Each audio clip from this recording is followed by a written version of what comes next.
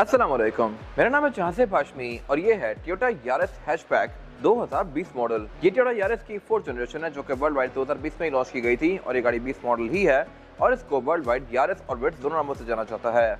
अगर let's suppose Pakistan में wits आती है तो वो भी इसी शेप में होगी और अभी जो पाकिस्तान में विट्स आ रही है उसको बाहर यारिस भी कहा जाता है। अमेरिका में, थाईलैंड में, बहुत सारी कंट्रीज में यारिस आती है विट्स की शेप में। तो खैर ये गाड़ी यारिस है, विट्स भी ऐसी ही होगी और ये गाड़ी लुक्स और फीचर्स के लिहाज से बहुत ज़्यादा बेहतर है एज कम्पेयर टू पहले वाली कार्स। इस गाड़ी में जो बड़े वर्जन हैं उनमें 360 कैमरास आते हैं, हेड्स अप डिस्प्ले आता है, अंदर बहुत सारी चीज़ें आती हैं जो कि इस गाड़ी को टोटल वैल्यू टू मनी बनाती हैं।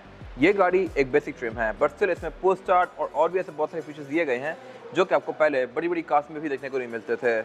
खैर इन सब पे मैं आगे बात करूंगा। अभी इसकी डिमांड 47,50,000 है, 4750। ये गाड़ी 20 मॉडल है, 23 एंड की इंपोर्ट है और साइकिल मोटरस्पोर्ट के पास अवेलेबल है। अगर आपने इसके बारे में कोई इन्फॉर्मेशन लेनी है तो आप इस दिए गए नंबर पे कॉल कर सकते हैं या फिर आप साइकिल मोटरस्पोर्ट को विजिट कर सकते हैं जो कि रावलपिंडी में DH2 के गेट 1 के ऑपोजिट लोकेटेड है। साइकिल मोटर्स के टोटल 2 ब्रांचेस हैं, एक रावलपिंडी में मरी रोड पे और फिर एक रावलपिंडी में ये वाली ब्रांच। इन दोनों ब्रांचेस पे गाड़ियों की बाइंग एंड सेलिंग के साथ साथ गाड़ियों के काम भी किए जाते हैं जैसे कि tints, wrap, ceramic coating, PPF, graphene coating. यहाँ पे गाड़ियाँ फेसलिफ्ट भी की जाती हैं और इसके अलावा यहाँ फिर एक पेंट बूथ भी अवेलेबल है। तो गाड़ियों की मॉडिफिकेशन, बाइंग एंड सेलिंग या कार केयर वगैरह के किसी भी तरह के काम के लिए cycle Motors and cycle motorsports is the place. Overall, it's a great Yaris, and today I'm going to review it. Let's start with the exterior of this car. Looks के लिहाज से ये गाड़ी पहले से बहुत सारा इंप्रूव कर दी गई है, टेक्निकली इसमें काफ़ी स्ट्रॉन्ग कर दी गई हैं और इसके अलावा अब इस एरा की जितनी भी एक्वा हैं, विड्स हैं, यारिस हैं या जो मर्जी कार्स हैं, यारिस क्रॉस हो गई, करोला क्रॉस हो गई, ये गाड़ियाँ फीचर्स बहुत ज़बरदस्त ऑफर कर रही हैं। ये गाड़ी बेसिक ट्रिम है तो इसमें कोई बहुत सारा फीचर्स नहीं है, लेकिन अगर आप इसमें ज़रा सा भी ऊपर जाएँ तो आपको रडार मिल जाता है जो कि यहाँ पे लगता है। फिर इसमें 360 कैमरास भी आ जाते हैं, हेड्स अप डिस्प्ले भी आ जाता है जो कि आपको इससे पहले वीएट्स में देखने को मिलता था और इसके अलावा फिर ये गाड़ी पार्किंग सेंसर्स ऐसी बहुत सारी चीज़ें ऑफर करना शुरू कर देती हैं जो कि आपको यूजुअली काफ़ी बड़ी कार्स में देखने को मिलती थी। फिलहाल अगर बात की जाए स्पेसिफिक गाड़ी की तो इसमें हेडलाइट्स जो है ये हेलोजन वाली हैं क्योंकि बेसिक ट्रिम है और इसमें फॉग लैंप्स भी कंपनी से नहीं आए हुए, लेकिन इसके ब्रॉड की कट लाइन्स काफ़ी स्ट्रॉन्ग हैं, बम्पर के लुक्स काफ़ी मज़ेदार हैं और इसके अलावा बाकी ऊपर यहाँ पे कुछ सेंसर्स दिए गए हैं जो कि इसके इंटीरियर में कुछ फीचर्स को इनेबल करते हैं। वो क्या है मैं कवर करूंगा अभी। हेडलाइट्स के ऑटोमेटिक फीचर के साथ हैं, यानी कि ये डे और नाइट को सेंस करके ऑटोमेटिकली ऑन और ऑफ होती हैं। ये मेरे ख्याल से काफ़ी अच्छी चीज़ है और इसके अलावा इसके फ्रंट की डिज़ाइन लैंग्वेज भी अब टोयोटा की मोस्टली कार्स जैसी कर दी गई है। आप कोरोला देख लें, एक्सडियो देख लें, फील्डर देख लें, विड्स देख लें या कोई भी गाड़ी देख लें, उनके बम्पर में एक काफ़ी बड़ा सारा ब्लैक पोर्शन आने लग गया है। This car is no different, इसमें भी ये ब्लैक पोर्शन दिया गया है जो कि सिग्निफाई करता है कि ये गाड़ी टोयोटा फैमिली की कार है। और अगर बात की जाए इस गाड़ी की साइड प्रोफाइल की तो ये भी लुक्स के लिहाज से डिसेंट है, लेकिन हर किसी की अपनी ओपिनियन है। ये गाड़ी साइड पे बहुत ज़्यादा राउंड सी है। अगर आपको राउंड कार्स पसंद हैं तो मेरे ख्याल से आपको ठीक लगेगी, लेकिन अगर आपको एक स्ट्रेट और सीधी सी सरल सी कार बेहतर लगती है तो ये गाड़ी आपको थोड़ी सी वेयर लगेगी, फ्रंट से नहीं बैक से। किस तरह से मैं कवर करूँगा अभी। फिलहाल अगर बात की जाए इस गाड़ी के साइड मिरर की तो ये साइड मिरर डिसेंट है फीचर्स के लिहाज से। ये गाड़ी बेसिक ट्रिम है बट स्टिल इसके साइड मिरर रिट्रैक्टेबल हैं, एडजस्टेबल हैं, इनमें ऑटो का फीचर है और इसके अलावा ये लॉक अनलॉक होने के साथ साथ फोल्ड अनफोल्ड भी होते हैं। ये मेरे ख्याल से काफ़ी अच्छी चीज़ है। इंडिकेटर भी इसके इन्हीं में दिए गए हैं। इसके अलावा इसमें सॉफ्ट अनलॉक ड्राइवर और पैसेंजर दोनों के पास आता है, यानी कि मैं की को यूज़ किए बगैर इस गाड़ी को यहीं से ही लॉक या अनलॉक कर सकता हूँ लाइक दिस। फिर इसके अलावा टायर्स में कंपनी से ही ब्रिजस्टोन एक कॉपी आता है जो कि अच्छा टायर है और इसमें कंडीशन भी इसकी ठीक है जो कि मैं कवर करूँगा अभी फिलहाल आगे जाके। और इसके अलावा इसमें करेक्टर लाइन्स काफ़ी फ्लोई सी दी गई हैं जो कि फ्रंट से शुरू होकर डोर में आके फेड आउट हो जाती हैं और बैक पे भी कुछ ऐसी करेक्टर लाइन्स दी गई हैं। और अगर बात की जाए इस गाड़ी की एब्सोल्यूट साइड प्रोफाइल की तो साइज़ के लिहाज से ये गाड़ी पिछली वर्ष जितनी ही है और इसका डायरेक्ट कॉम्पिटिशन पासो बनती है जो कि इसी की कार है, लेकिन वो गाड़ी कुछ फीचर्स इससे बेहतर ऑफर करती है, कुछ चीज़ें ये बेहतर ऑफर करती है। इसके अलावा अगर बात की जाए इसकी इस वाले एरिया की, ये थोड़ा सा वियर्ड है इस तरह से कि इसका डोर काफ़ी ज़रा राउंड सा है, विंडो भी इसकी बहुत राउंड सी है और छत भी इसकी बैक पैक एकदम से खत्म हो जाती है। फ्रंट से गाड़ी अगर आप गौर करें तो काफ़ी बड़ी शुरू होती है, लेकिन बैक पैक एकदम से अंदर की तरफ हो जाती है और उसकी वजह यह है कि इसकी छत काफ़ी छोटी रखी गई है। I am not sure why. इस छत के बाद गाड़ी अच्छा खासा पीछे तक जा रही है। अगर मैं इसकी छत के एंडिंग पॉइंट से नोटिस करना शुरू करूँ तो ये गाड़ी तकरीबन 3 फुट इसके बाद भी पीछे जा रही है और ये चीज़ आपको डिग्गी खोलने के बाद काफ़ी ज़्यादा प्रोमिनेंट होती है। मैं भी कवर करूँगा बैक पे जाके और मेरे ख्याल से ये थोड़ा सा वियर्ड डिज़ाइन है।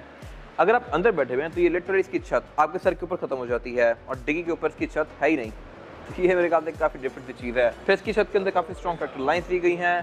बैक पे गाड़ी शार्प रेटिना ऑफर करती है। ग्राउंड क्लियरेंस के लिहाज से ये गाड़ी बहुत ज़्यादा ज़बरदस्त है। ये अच्छी खासी ऊंची है, इसकी ग्राउंड क्लियरेंस 20 जितनी है।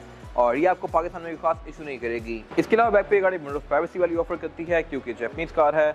यहाँ पे इसमें टेल लाइट से कुछ ट्रिक लाइन शुरू होती हैं जो कि इसके डोर के अंदर आके फेड आउट हो जाती हैं। बाकी एंटी एक्टिविटीज गाड़ी में आसान है। ये गाड़ी ऊंची है और इसके अलावा इसकी जो टेल लाइट्स है ये इसके रेयर फ्रंटस में अच्छी खासी आगे तक कंटिन्यू करती हैं। और अगर बात की जाए इस गाड़ी के रेयर लुक की तो ये भी हर किसी की अपनी ओपिनियन है। कुछ लोगों को ये बहुत पसंद आएगा, कुछ लोगों को ये अजीब सा लगेगा। मेरे ख्याल से इससे बेहतर हो सकता था क्योंकि इसकी ट्रंक पे बहुत ही बड़ा सारा एरिया ब्लैंक है।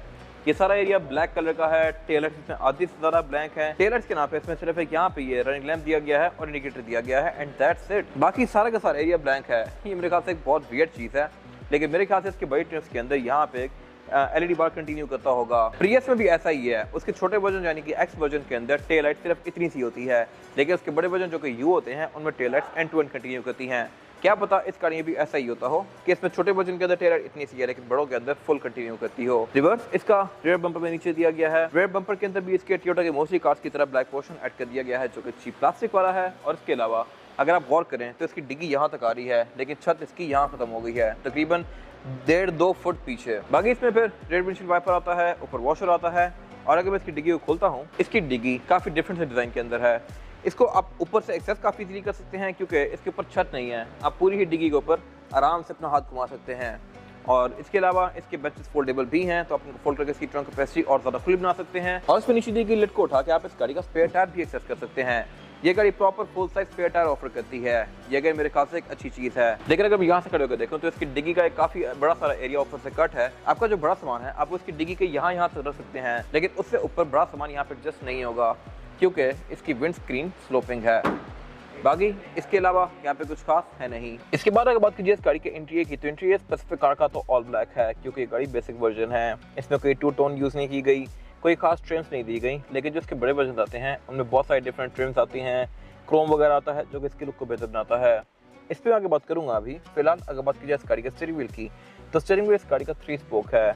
ये मल्टीमीडिया वाला स्टीयरिंग है। लेफ्ट स्पोक को जो कंट्रोल्स दिए गए हैं यहाँ से आप इसके MID के पीछे नेविगेट कर सकते हैं। राइट स्पोक को जो कंट्रोल्स दिए गए हैं यहाँ से आप गाने आगे पीछे कर सकते हैं। लेन डिपार्चर से इसको ऑन ऑफ कर सकते हैं। और इसके अलावा बाकी यहाँ ब्लैंक स्विचेस हैं।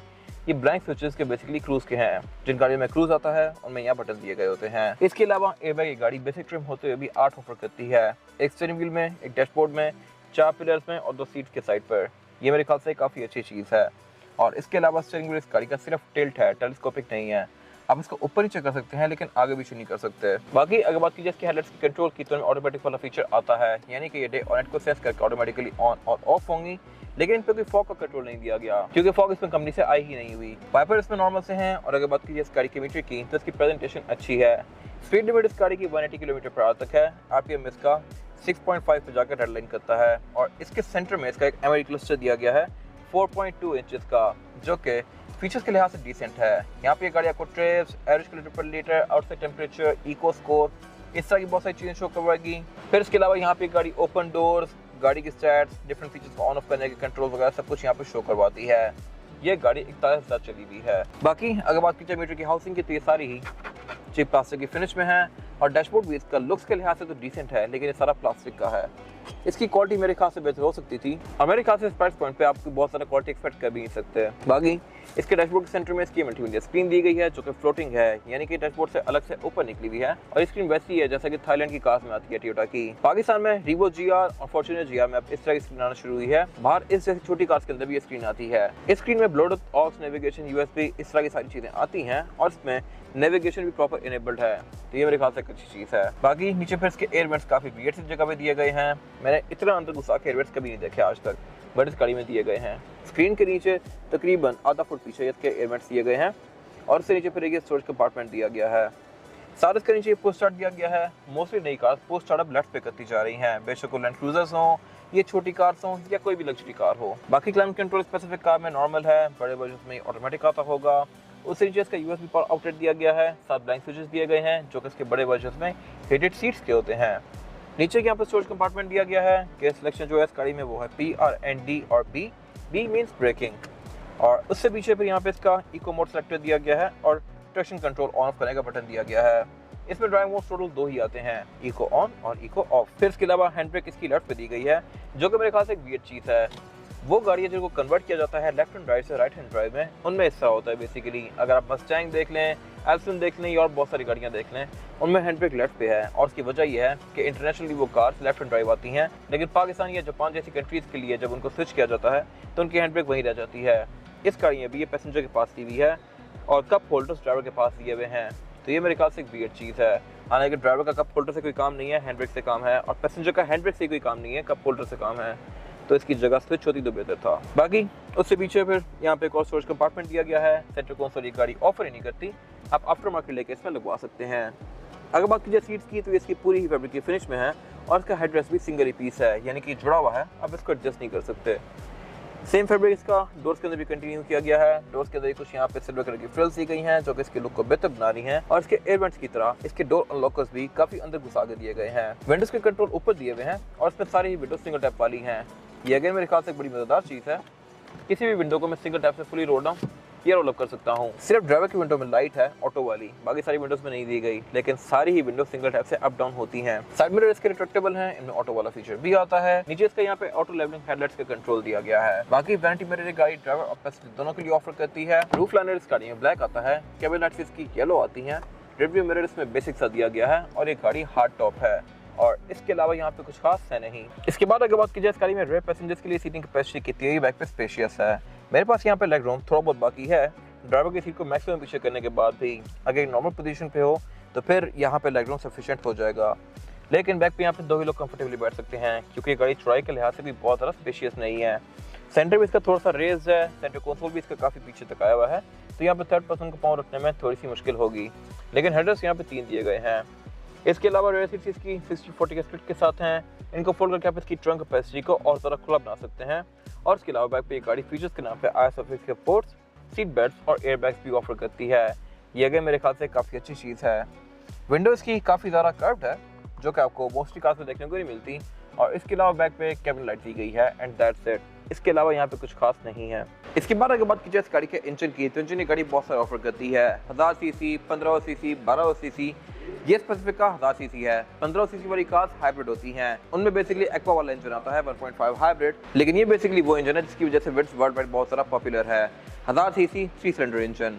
ये इंजन कहने को बहुत छोटा सा है और इसमें वाइब्रेशन भी होती है कुछ हद तक अगर गाड़ी आइडल पे खड़ी हो, लेकिन ये गाड़ी आपको एवरेज काफ़ी अच्छी देती है। वर्ल्ड वाइड और जापान में ये गाड़ी कुछ टाइम के लिए अवार्ड विनिंग कार भी रही है अपनी फ्यूल एफिशिएंसी और इसके अलावा हाई सेल्स की वजह से। पाकिस्तान में भी गाड़ियों की वैल्यू बहुत ज़्यादा स्ट्रॉन्ग है क्योंकि ये गाड़ी छोटे साइज में बहुत ज़्यादा फीचर्स ऑफर करती हैं, और क्योंकि टोयोटा है तो ये ड्यूरेबल भी काफ़ी हैं, और फिर टोयोटा होने की वजह से ये गाड़ी अपनी रीसेल वैल्यू भी काफ़ी स्ट्रॉन्गली होल्ड करती हैं। ये इंजन 64 हॉर्स पावर प्रोड्यूस करता है जो कि सफिशिएंट है बॉडी साइज के लिहाज से, और इसके अलावा ट्रांसमिशन इसमें मेनली आपको ऑटोमेटिक ही देखने को मिलेगी। कुछ गाड़ियाँ मैनुअल भी आती हैं लेकिन वो बहुत रेयर होती हैं, पाकिस्तान में उनकी कोई खास वैल्यू होती नहीं है। बाकी इसमें फिर ABS, traction control, drive modes, इस तरह की बहुत सारी चीज़ें आती हैं जो कि इस कार को बेहतर बनाते हैं। ये इंजन 1K RFE है जो कि विट्स में पहले भी आ रहा था, जस्ट इसमें टेक्नोलॉजी वाइज कोई इंप्रूवमेंट्स की गई हैं, लेकिन इंजन यूनिट जो है ये पहले वाला ही है। बाकी इंजन बेस का कोई खास वेल इंसुलेटेड नहीं है। जापानी कार से आप बेहतर एक्सपेक्ट करते हैं, बट इसमें ये सारी चीज़ें सामने ही एक्सपोज छोड़ी हुई हैं, तो ये मेरे ख्याल से एक वियर्ड चीज़ है, और बोर्ड के अंदर भी कोई इसकी इंसुलेशन नहीं दी गई। बाकी इसके अलावा यहाँ पे कुछ खास है नहीं। इसके बाद अगर बात की जाए इस गाड़ी के टायर साइज़ की, टायर साइज ऑफर करती है यारिस, ये है 175, 70 और 14। इसमें 14 इंच का रिम है जो कि स्टील रिम है, और इसके ऊपर व्हील कैप आया हुआ है। टायर स्पेसिफिक कार में ब्रिजस्टोन इकोपिया है जो कि हाफ यूज़ है, और ये आपको तकरीबन 20-25 हज़ार किलोमीटर और एक अच्छी राइड प्रोवाइड कर सकता है। बाकी इसमें बड़े रिम्स भी आते हैं बड़े वर्जन्स में, और इसके अलावा इसमें फिर डिस्क ब्रेक सिर्फ फ्रंट पे आती है। बैक पे गाड़ी ड्रम ब्रेक्स ऑफर करती है, लेकिन टेंशन की बात नहीं है। इसमें ABS, traction control, drive modes, इस तरह की चीज़ें आती हैं जो कि इस राइड को काफ़ी अच्छा बनाती हैं। ये था आज का रिव्यू। अगर आपको ये रिव्यू पसंद आया है तो इस वीडियो को लाइक कीजिए, मेरे चैनल को सब्सक्राइब कीजिए, और अगर आपके पास गाड़ी से रिलेटेड कोई भी राय है तो उसको कमेंट सेक्शन में शेयर जरूर कीजिएगा, ताकि वो लोग जो ये गाड़ी लेने वाले हैं वो आपकी राय से फ़ायदा उठा सकें। अपना ख्याल रखिएगा। Thank you.